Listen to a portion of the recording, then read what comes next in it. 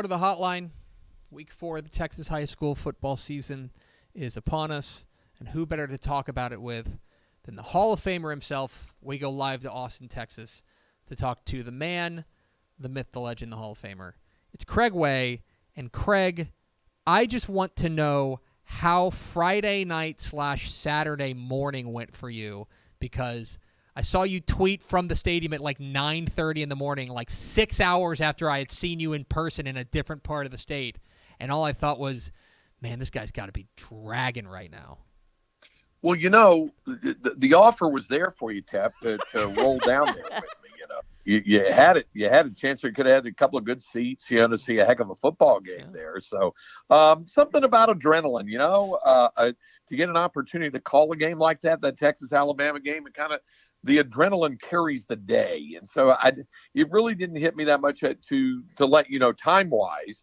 When we got done off the set, I hopped in the truck. You saw me drive away and said bye and hoped I probably wouldn't crash. And I didn't. I managed to roll all the way back. I got back to the house relatively quickly enough and lay down for a little bit, then got up and went to the stadium, called a football game. Now, did I, conk out in my in my chair back at the house in the early evening? Probably. But it was good. It was a good thing. I'll make you another offer. You want to hop in with me after we get done a week from this Friday and pull the all-nighter drive to Lubbock? We can do that too. Yeah, let me run that by my boss. Yeah, you do. Yeah, that's we both got bosses. All right. Because the other thing about that, and I told you this before you left. I was like, man. I really hope the Texas-Alabama game's a good one, because you're right. It feels like if that had been a 51-7 snoozer, it may have been an actual 51-7 Craig Way snoozer. We might have heard you snoring on the air, and you might have had to give it up. I don't know who's doing sidelines for you guys. We might have had to run up and call a game. Well, yeah, we might have had to pull Will Matthews, the former Texas Longhorn fullback. He blocked for Cedric Benson, and former Westwood Warrior from Round Rock, who he's done a good job. He's in his second season with us. Yeah, we might have had to stick him up next to Roger Wallace in the booth had it been like that, but it wasn't. So it was good energy and a good ball game. I had a lot of fun with it too, and I think they showed some fight and showed the development of what Sark is trying to do with the program. There's a long way to go, and nobody's counting any kind of moral victory or anything like that. And by the way, they've got injuries that they're dealing with, especially at the quarterback spot. So, you could see Hudson Card at quarterback. You might see Quinn Ewers, although I kind of doubt that, even though he's listed as day-to-day. You could see the former Austin High Maroon Charles Wright take snaps at quarterback. So, and you could also see the one-time high school quarterback from Port Neches Groves. You could see Roshan Johnson take some snaps out of the Wildcat set. So, yeah, everything's on the table for the game this week against UTSA. All right, Craig. Speaking of goings on down in Austin, I guess technically it wasn't in Austin, I think, but it was more or less it was a UIL event yesterday, and that was the state executive committee came together and handed down some relatively remarkable punishment yesterday. If you didn't hear, Richland Springs coach Jerry Burkhart, he of the 9 state championships there at Richland Springs, has been suspended by the UIL for 3 years due to allegations of recruiting. I know that he is a bit of a lightning rod in the 6-man community, but this is a pretty remarkable piece of news that came down yesterday from, I believe, the state executive committee met in Rochelle. So I'm very interested in your overall kind of grasp and feel for this story and just kind of how remarkable it is. Yeah, a remarkable punishment would have to have some remarkable evidence behind it. And apparently that is the case there. I mean, there's been a lot of things, whispers, rumor, innuendo, things like that have surrounded the Richland Springs program for several years now.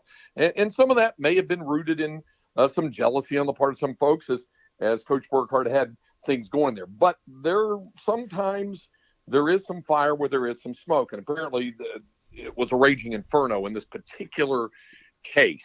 Of course, the district executive committee for 16-1A met with the Rochelle the guy who was running the meeting there, the Rochelle AD, and that's where that was. And of course, it winds up being appealed to the state executive committee. The interesting thing about this is, and you and I were talking about this earlier, is that the DEC did not want to make a motion to decide on the punishment.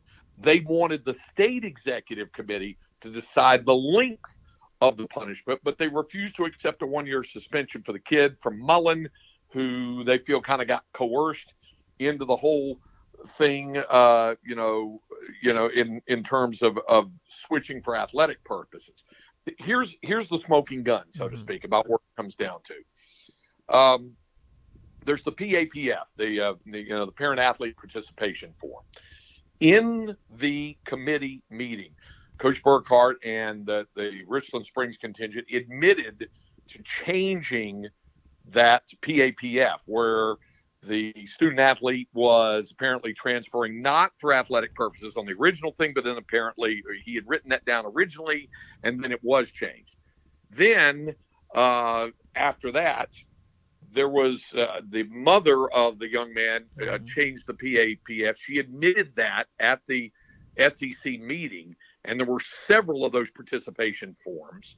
And then the real heavy-duty bit of evidence were phone records. And there were phone records showing that there were calls made from Coach Burkhart to the young man. And I think Coach Burkhart said in the meeting that he could introduce phone records, that he would bring his own. But the DEC said the time for that was today at the meeting. Mm-hmm. And he denied, calling the kid, but there are records showing that number was called back from his number more than one time. So there was some real empirical evidence here, and that's why it got to that level where the state executive committee then made the decision to suspend, because this is out and out recruiting at that point, and that's the line you can't cross, and that's why they made the ruling that they did. Yeah, it's we talked about how the UIL doesn't really have what the NCAA has the idea of the show cause, which is basically that they can, at that point, they can come down and drop the hammer on you. The UIL doesn't really have that, but I did find the punishment to be pretty remarkable, as Jerry Burkhart of Richland Springs will be suspended for 3 seasons. We're talking with Craig Way, Texas High School Ball Hall of Famer, here on Texas Football Today. Get involved in the conversation at #TF Today. All right, Craig, let me ask you a little bit about some of what we saw last week, because I thought that there were a number of really blue bloods that I thought put together impressive performances on Friday night that are going to ultimately kind of shape the way things look. So I'll give it to you like this. I'll give you 3 teams. You tell me who impressed you the most last week. Was it Refugio taking down 3A Division I state-ranked Edna? Was it Galena Park North Shore taking down Spring Westfield in impressive fashion? Or was it Allen with a big bounce-back win on the road at top 10 Arlington Martin? Which of those 3 performances moved the needle most for you? Well, I'm probably going to go with the middle one, and that's North Shore, because, you and I talked about, if you could transport to a game, and we thought the game with Spring Westfield would probably be a tight ball game. We mentioned Spring Westfield, a very good team, and this game was never tight. North Shore took advantage of it and just had a real stranglehold on it. They looked the part of the state champion. Now, Refugio, we've gotten used to in some prior season seeing them, put a beat down on teams from higher classifications. It's just there might have been a little more question about the Bobcats after the early loss, but they seem to have regained their footing. And Allen really seemed to regain its footing as well after they lost to a team, a private school in St. John Bosco, who can obviously pick and choose from a lot of different athletes. They bounced back with the win over C.E. King, and then now being able to go and beat a very solid Arlington Martin team. What that says to me is that Lee Wigginton is now getting his guys entrenched into what his culture is and what he's trying to do with that. But what North Shore did to lopsidedly dominate a really good team, I think you even said it on the show on Friday night. This is scary, for a lot of teams in 6AD1. It could be really scary as this season progresses. Finally, Craig, it's the meanest thing we do to each other each week, and that is to make you pick a game. It's a strange week in Week 4. A lot of bye weeks across the state, and so maybe there's not that kind of top-end depth that we're so used to, but that doesn't mean there are not great games across the state of Texas in Week 4. I present to you that you may teleport to any of these three contests, but only one of them. You can either go to Robert Nail Memorial Stadium in Albany to watch Hawley and Albany play. You can go down to Cuero to watch Cuero and Corpus Christi Calallen, or you can go to Brock and watch winless Brock welcome in the Gunner Tigers. Which of those three small school games are you going to go with?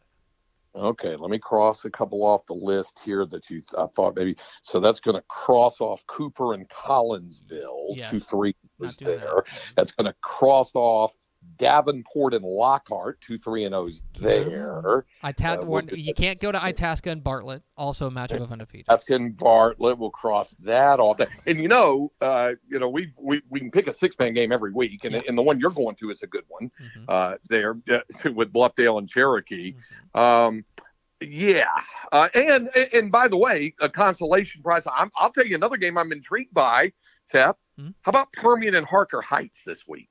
Genuinely very interested in that one. Yeah, a couple of 3-0s. I think we get a better read on both of those teams out there again. So, having said that, I'm feeling lower classification this week, and I like Hawley Albany. I think that has a chance to be a real dandy. There's a decisive lack of Llano and Coleman here, but what do I know? Here we go. This is Llano erasure. Is what this is. Yeah, I thought that should have been a part of the maybe try to gather some highlights for the show on that. Llano coming off the win over Crockett, and the Jackets have it rolling, Pickle. So we're keeping our eye. I believe Sarah Merrifield's going to be down there for our friends at Valley Sports Southwest. So good. See, well, there you go. There you go. I'm glad to hear that made the grid. She's going to do her stand-up in front of the Ashley Pickle statue. It's Craig Way. He's a Texas High School Football Hall of Famer, of course. Hear him on the Horn in Austin every weekday with his friend Jeff Howe. And then you can see him on High School Scoreboard Live on Valley Sports Southwest coming up here at 11 o'clock on Friday. Craig, appreciate your time, and I will see you on Friday, sir. Here's my question. Does the statue of Pickle have her in her basketball uniform, the cheerleader outfit, and is she holding a microphone? Yeah, all of it. It's amazing. No cheerleader outfit. Maybe the basketball shorts. It's all of them. Okay.